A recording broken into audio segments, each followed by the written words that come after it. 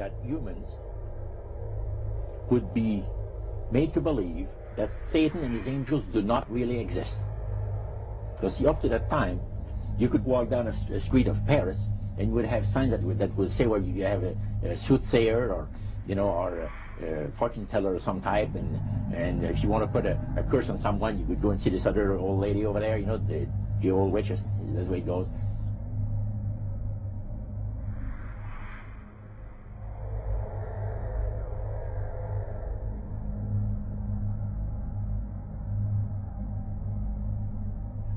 But now it had to change.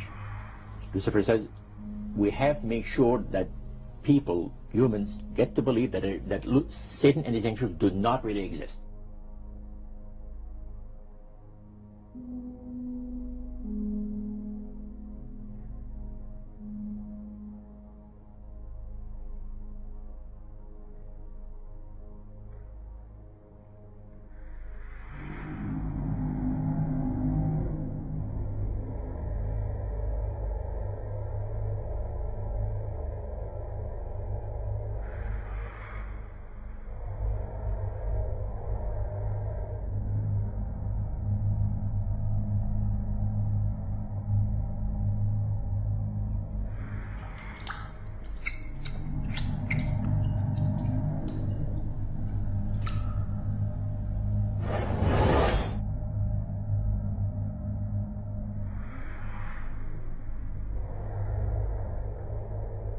How could you manage that?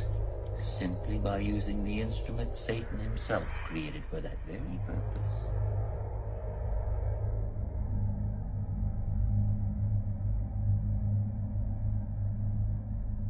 The second one was to find a way of being able to get total control of people's minds. At one point in this interview, we see that his mind control programming breaks down.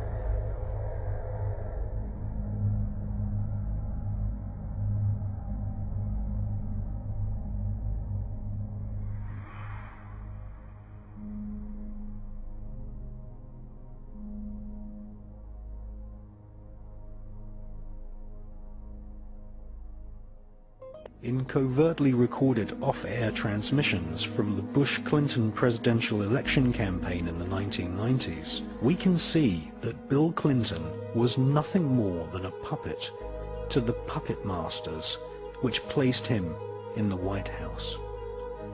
Bill Clinton's demeanor seems to be similar to a person who is under a hypnotic trance. Without going into a long sermon on symbols, witches and Masons identify their ownership of things to the others by their symbols.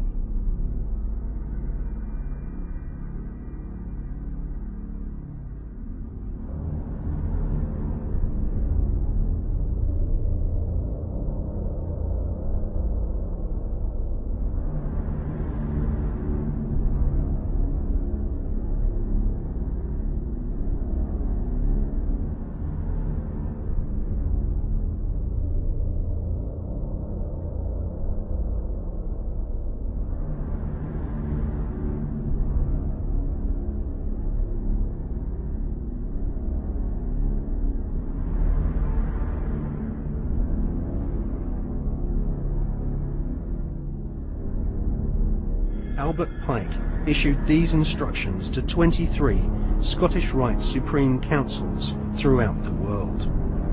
We worship a God, but it is the God that one adores without superstition. To you, Sovereign Grand Inspectors General, we say this, that you may repeat it to the brethren of the 30th, 31st, and 32nd degrees. The Masonic religion should be the Luciferian doctrine. Lucifer is God. The true and pure philosophical religion is the belief in Lucifer.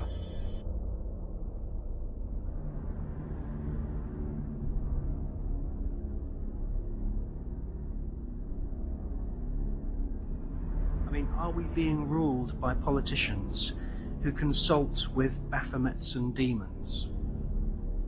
Yes, we are. But tiny little number of people at the top that are actually the only people that know how the whole game fits together. Everyone else is just playing their part in ignorance.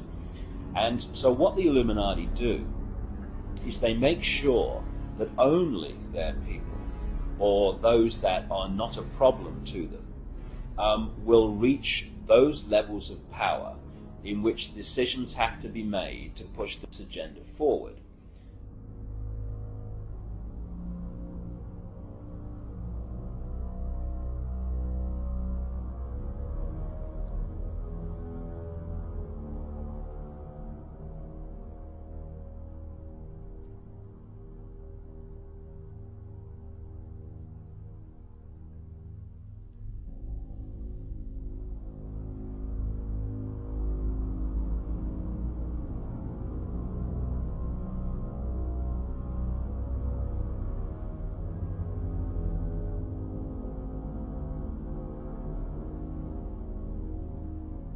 Clearly, her belief in Kabbalah, the study of Jewish mysticism, has deeply affected her. Is the young woman who once so publicly rejected the Catholic faith of her childhood now Jewish? You attend Jewish services now. Well, that's what some people think. I don't attend Jewish services. Straighten us out. Well, I hear the Torah, but I'm not Jewish, and nor have I converted to Judaism. I think I'm connecting to something that predates religion. The Kabbalah is a collection of Jewish magical texts which were given to mankind via psychic communion with a fallen angel called Raziel. Raziel is one of a pantheon of so-called fallen angels who serve the light bringer Lucifer. The Kabbalah describes the many angels and demons who inhabit the spiritual realm.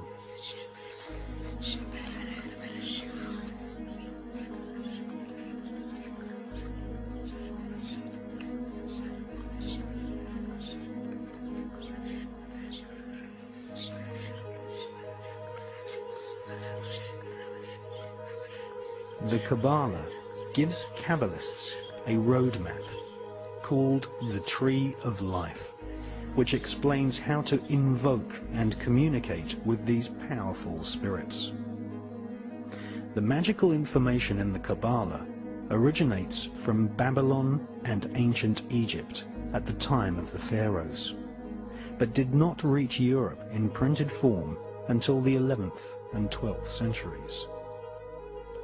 The sacred books of the Kabbalah are just a few thousand words long, but they contain complex descriptions of a spherical Earth, parallel universes, and the atomic nature of matter, ideas which have become common doctrine amongst modern physicists and astronomers. How could such complex information be contained in a group of ancient texts barely larger than an average magazine?